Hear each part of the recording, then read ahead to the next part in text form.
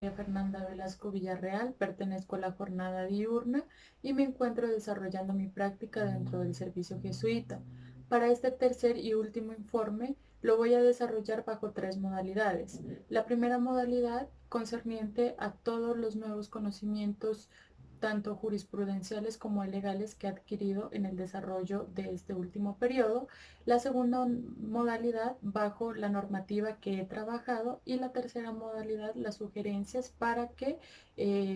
puedan mejorar en el sitio de práctica en el cual me encuentro. En esta primera parte se va a subdividir en dos partes que tiene que ver con la retroalimentación de los nuevos conceptos que he adquirido y la segunda sobre los procedimientos que he podido manejar dentro del JRS.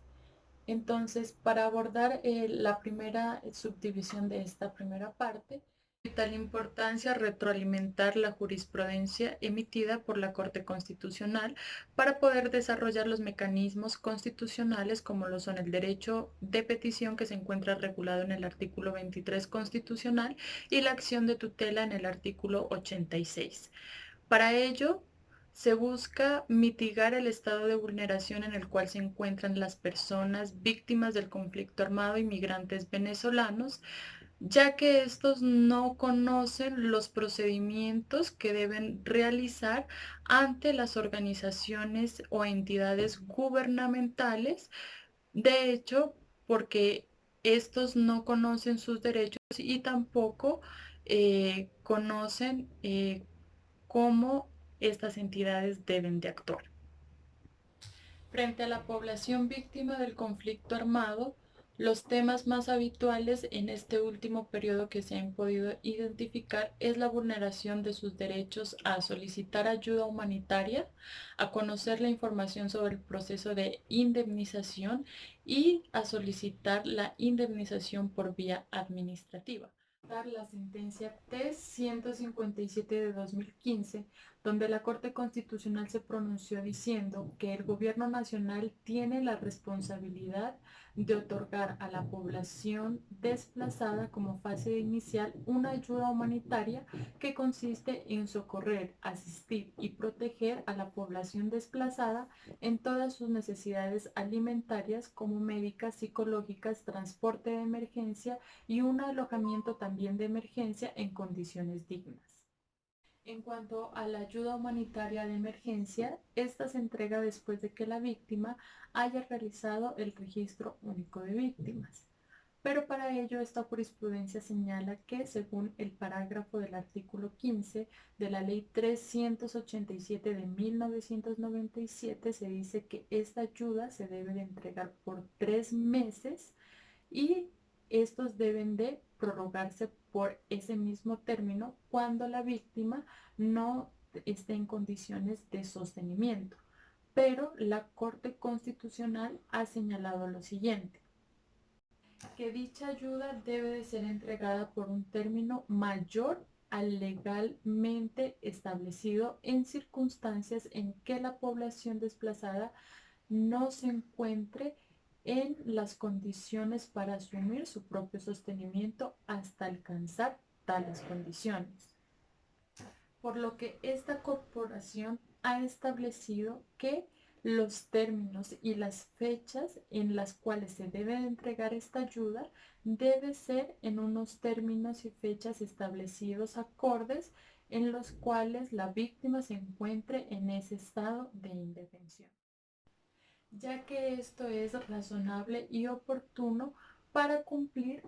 con la satisfacción de esta necesidad de la población y garantizar la ayuda humanitaria. Hasta aquí todo lo referente a la primera modalidad de este informe. Teniendo en cuenta la segunda modalidad y como ya lo había explicado en el primer informe, las funciones detalladas que realizo en el servicio jesuita corresponden a 3 acciones, ya que esta organización se divide por áreas. La primera de ellas pertenezco al área jurídica, en la cual me someto a realizar todo lo concerniente al acompañamiento jurídico, elaboración de recursos jurídicos como lo son derechos de petición y acciones de tutela.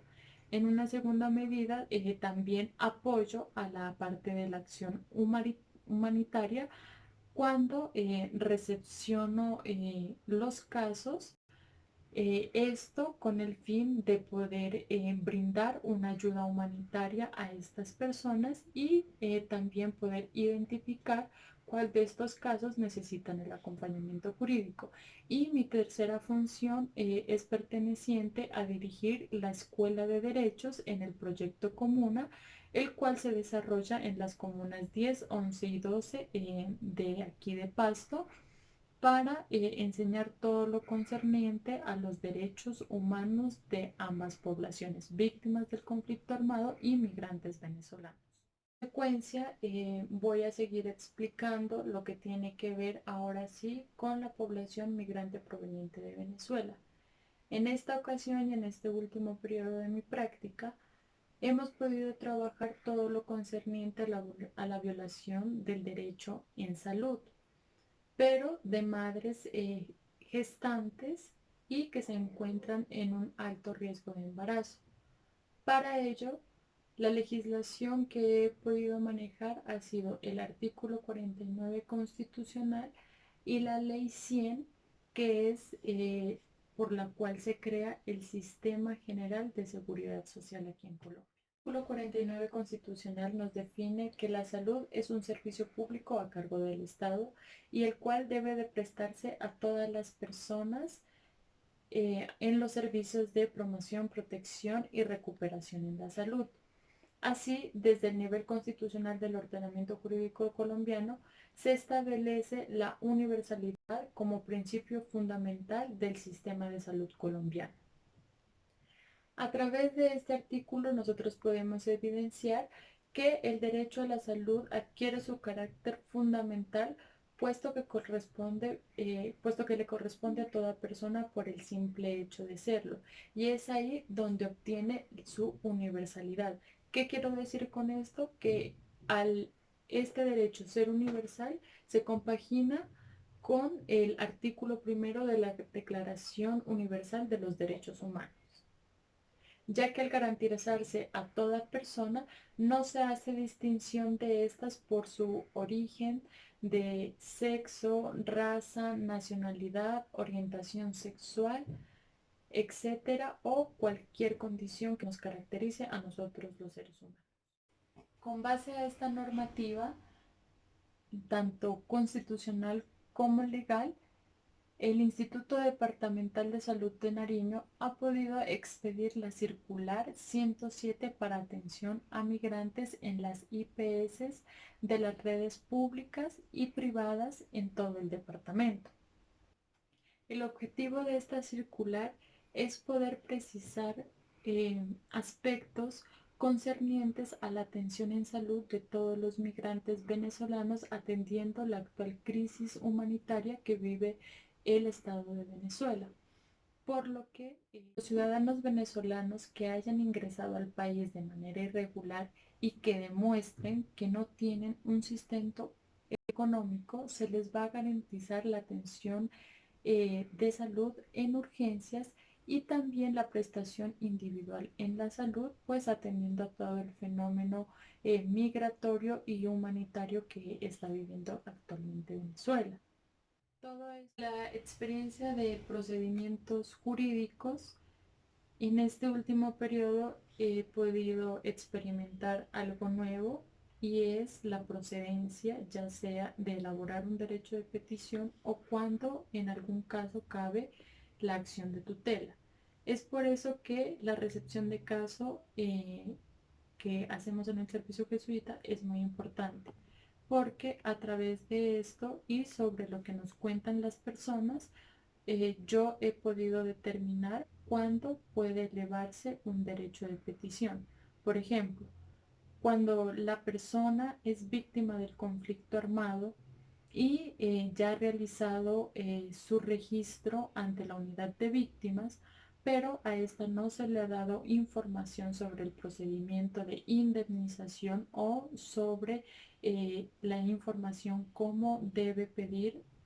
la prórroga de la ayuda humanitaria. Entonces aquí se eleva esta solicitud supuesto que no se ha vulnerado ningún derecho y tampoco se va a causar un perjuicio irremediable en la vida de esta persona. Pero si en un caso ya se ha elevado el derecho de petición y ante este hay un silencio administrativo y se está causando un perjuicio irremediable ante la vida, integridad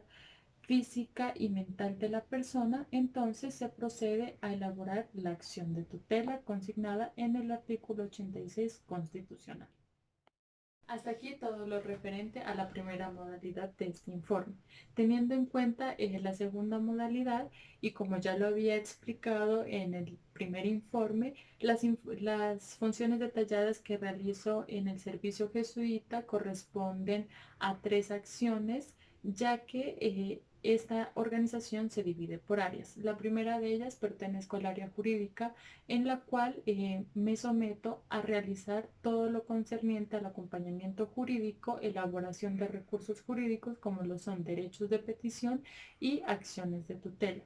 En una segunda medida, también apoyo a la parte de la acción humanitaria cuando recepciono los casos,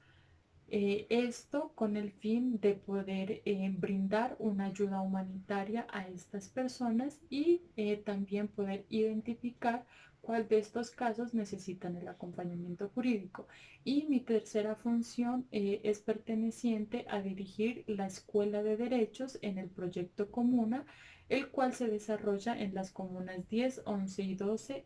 de aquí de Pasto, para enseñar todo lo concerniente a los derechos humanos de ambas poblaciones, víctimas del conflicto armado y migrantes venezolanos. Frente a cuál es el respaldo normativo que permite desempeñar todas las actividades jurídicas anteriormente mencionadas, como también lo estipulé en el primer informe, la normativa base para la población víctima del conflicto armado va a ser la ley 1448 de 2011, en la cual se establece lo que es una víctima, cuáles son sus derechos y cómo debe de proceder el Estado colombiano frente o a través de sus entidades gubernamentales, la cual una de ellas es la Unidad para la Atención y Reparación Integral de las Víctimas. Por ende, para esto debemos tener en cuenta que en esta ley es importante mencionar el artículo 3, el artículo 28 y el artículo 73. El artículo 3 de la ley concerniente a la normativa que es base para la población migrante proveniente de Venezuela, la cual nos permite realizar todos los procedimientos y acompañamientos jurídicos, es la resolución 0240 del 23 de enero del 2020, por medio de la cual la expidió el Ministerio de Relaciones Exteriores, y a través de esta se habla sobre el permiso especial de permanencia que debe de sacar la población migrante proveniente de Venezuela para poder regularizar su estatus migratorio aquí en el territorio colombiano. Esto se lo puede hacer a partir del 11 de noviembre del 2019 y solo tienen 4 meses. De hecho, pues ya se cumplió la fecha límite para que ellos pudieran poder expedir este permiso, el cual les va a permitir, además de regularizar su estatus migratorio, acceder a todos los derechos que tiene Colombia, como es el sistema de salud, sistema de educación, poder trabajar sin ningún permiso y, esto impide de que ellos puedan ser deportados nuevamente a Venezuela. Teniendo en cuenta todo lo anteriormente señalado, hasta aquí llegaría este informe. Y concerniente a las solicitudes o recomendaciones al sitio donde desempeñé mi práctica, lo que me queda por restar y por decir tanto a ellos como a la universidad es que se debe de tener en cuenta que si bien nosotros somos practicantes, debemos ser tratados con el mayor respeto en lo posible y tener en cuenta que la práctica que estamos desempeñando es netamente jurídica, que si bien se relaciona con acciones humanitarias, lo primordial es poder hacer el acompañamiento jurídico para evitar la vulneración masiva de derechos a esta población. Muchas gracias.